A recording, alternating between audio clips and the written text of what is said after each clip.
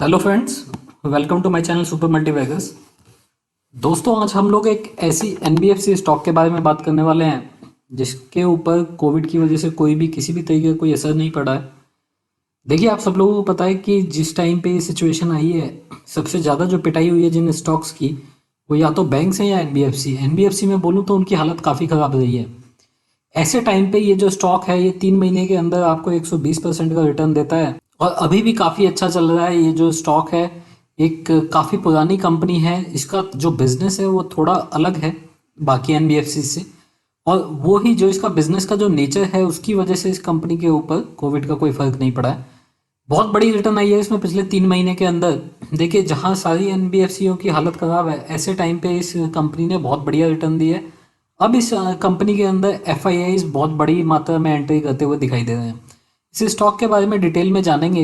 इससे पहले मैं स्टार्ट करूं, आप लोगों से रिक्वेस्ट है कि अगर आप फर्स्ट टाइम मेरे चैनल के ऊपर आए हैं या फर्स्ट टाइम मेरा कोई वीडियो वॉच कर रहे हैं, तो आप मेरे इस वीडियो को आप लाइक करने के साथ साथ मेरे चैनल को सब्सक्राइब भी कर लीजिएगा। फ्यूचर में इसी तरीके की इन्फॉर्मेशन, इसी तरीके की इन्फॉर्मेटिव वीडियोस आपको टाइम टू टाइम मिलते रहेंगे।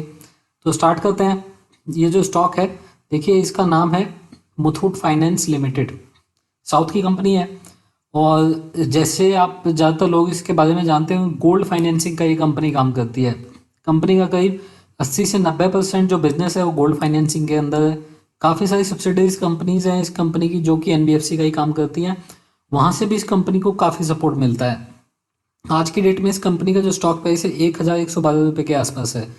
आज का ट्रेडिंग सेशन देखें तो 1.5% के आसपास ये स्टॉक गिरा हुआ है, जहाँ की मार्केट में करीब 600 पॉइंट के आसपास की गिरावट आई है। वहाँ पे इस स्टॉक आज 1.5% के आसपास डाउन है। इस कंपनी का 52 वीक लो देखेंगे, यहाँ आप देख सकते हैं 52 वीक लो इसका 476 है, जो कि बना था 24 मार्च को।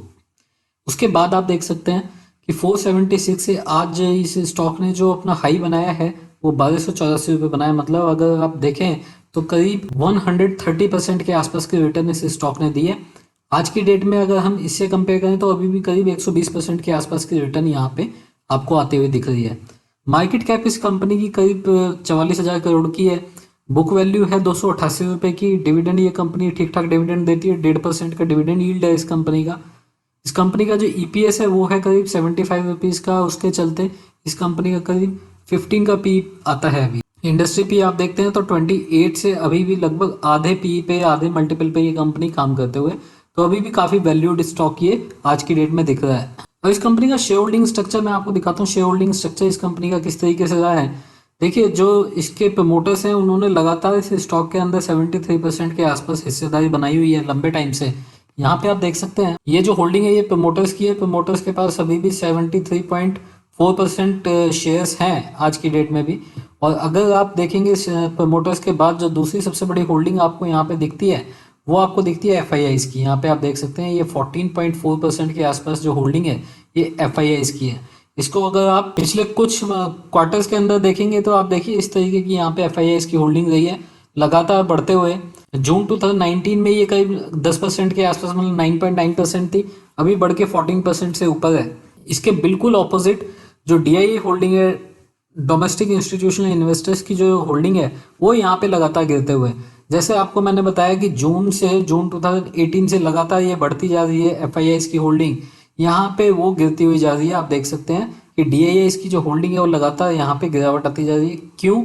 और प्रमोटर्स की होल्डिंग सेम है, तो जो आपके डीआईआईज हैं वो शेयर्स ऑफलोड कर रहे हैं, और जो एफआईआईज हैं वो यहाँ पे शेयर्स खरीदते हुए दिखाई दिए हैं। लगातार हर एक महीने में, हर एक क्वार्टर में ये देखने के लिए मिला है कि डीआईआईज अपने शेयर्स एफआईआईज को बेच रहे हैं। एफआईआईज इस स्टॉक के अंदर काफी इंटरेस्टेड है आज की डेट में। अब देखिए, ये जो इतनी रिटर्न आई है ये कुछ ऐसा नहीं है कि किसी तरीके का बबल है या फिर कोई विदाउट फंडामेंटल्स कंपनी का जो स्टॉक है वो भागे जा रहा है।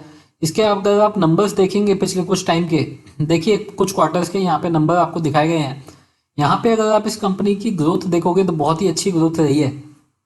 जून 2018 में करीब 1700 करोड़ के आसपास का इस कंपनी का टोटल रेवेन्यू आता था क्वार्टरली बेसिस पे, जो कि अभी बढ़ के 2600 करोड़ से ऊपर का है, आप देख सकते हैं। और इसमें जो टाइम लगा है वो 2 साल भी नहीं लगे हैं, तो काफ़ी अच्छी ग्रोथ इस कंपनी की आई है। नेट प्रॉफिट भी आप देखोगे 500 करोड़ से बढ़ के करीब 850 करोड़ के आसपास का लगातार नेट प्रॉफिट ये कंपनी लगा दी है। पिछले 3 क्वार्टर देखें तो इसने काफ़ी अच्छा नेट प्रॉफिट यहाँ पे दिखाया है। उसके साथ ही इस कंपनी का आप ईपीएस देख सकते हैं किस तरीके से ईपीएस यहाँ पे बढ़ता हुआ दिखाई दिया है। जून 2018 में जो कि 12 रुपये के आसपास होता था, अभी 20 रुपये से ऊपर 21 रुपये के आसपास है। अगर आप ईयरली बेसिस पे देखोगे तो वो करीब 78-79 के आसपास बनता है। अब जानते हैं कि कोविड का इफेक्ट इस स्टॉक के ऊपर क्यों नहीं पड़ा, इसका जरा डिटेल में जानने की कोशिश करते हैं। मैं आपको कुछ इंपॉर्टेंट इन्फॉर्मेशन इस स्टॉक के बारे में दिखाता हूँ। देखिए फोर्थ क्वार्टर के नंबर्स भी आ चुके हैं, सारी चीज़ें अभी यहाँ पे देखते हैं। देखिए इस कंपनी के जो नंबर्स आए हैं, अगर वहाँ पे आप देखें, कंपनी की जो ग्रोथ है बहुत ही अच्छी रही है इस क्वार्टर में। ईयर ऑन ईयर बेसिस पे देखेंगे तो प्रॉफिटेबिलिटी जो है कंपनी की 60% बढ़ती हुई नजर आई है। साथ ही जो असेट अंडर मैनेजमेंट है, यहाँ पे देखिए 22% की बहुत बढ़िया ग्रोथ यहाँ पे देखने के लिए मिली है इस साल में। नेट इंटरेस्ट इनकम जो कि मेन इनकम होती है किसी भी एनबीएफसी या किसी भी बैंक के लिए, वहाँ पे 30% की ग्रोथ देखने के लिए मिली है।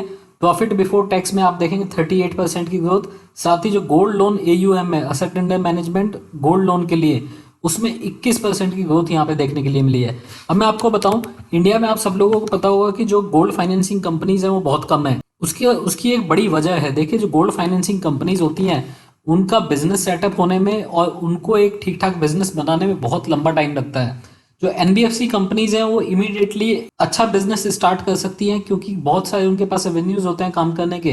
लेकिन जो गोल्ड फाइनेंसिंग कंपनीज हैं वो बहुत ही लिमिटेड काम होता है और वो गोल्ड के ऊपर ज़्यादा डिपेंडेंट होता है, तो उस चलते बहुत सारी लिमिटेशंस होती हैं। इसके चलते बहुत ही कम कंपनीज हैं जो कि इतनी हिम्मत दिखाती हैं जो गोल्ड फाइनेंसिंग में जाती हैं। बहुत ही स्लो और बहुत ही कम मार्जिन वाला ये बिजनेस है, और इसमें जब तक आप बिजनेस ठीक से सेटअप नहीं कर लेते आपको अच्छे मार्जिन, अच्छी वैल्यू नहीं मिलती। अब इन चीज़ों को देखें तो इस कंपनी को जो इसने अभी तक ये इतना बड़ा बिजनेस बनाया है, उसका बेनिफिट इस स्टॉक को अब मिलना स्टार्ट हुआ है। देखिए अब तक इस कंपनी का अगर पास्ट में जाएंगे 10-12% की ग्रोथ ये कंपनी दिखाती थी, उससे भी कम कई बार चली जाती थी। अब ये 30-30% की ग्रोथ इस कंपनी की आ रही है। अब से नहीं, पिछले 2-3 साल से हम देखें काफ़ी बढ़िया ग्रोथ इस कंपनी ने दिखाई है। उसकी वजह यही है कि इस कंपनी का जो बिजनेस था वो सेटअप हो गया है। गोल्ड में अगर आप देखें तो 4-5% आप क्वार्टरली बेसिस पे यहाँ पे इंक्रीमेंट देखते हैं जो गोल्ड का इनके पास रिजर्व है उसके अंदर। तो ओवरऑल बहुत ही अच्छा बिजनेस सेटअप हो चुका है और जो कॉम्पिटिटर्स हैं बहुत ही कम है। सबसे बड़ी गोल्ड फाइनेंसिंग कंपनी है इंडिया की, कंपटीशन कम है, बिजनेस के ऊपर रिस्क बहुत कम होता है क्योंकि जो अंडरलाइंग वैल्यू है वो गोल्ड है और गोल्ड की वैल्यू लगातार बढ़ती जा रही है और आने वाले टाइम में भी बढ़ती जाएगी। उसकी वजह से रिस्क इसके ऊपर बहुत कम है। यही एक वजह है कि इस कंपनी का अगर आप देखें कोविड की वजह से भी कोई नुकसान नहीं हुआ है।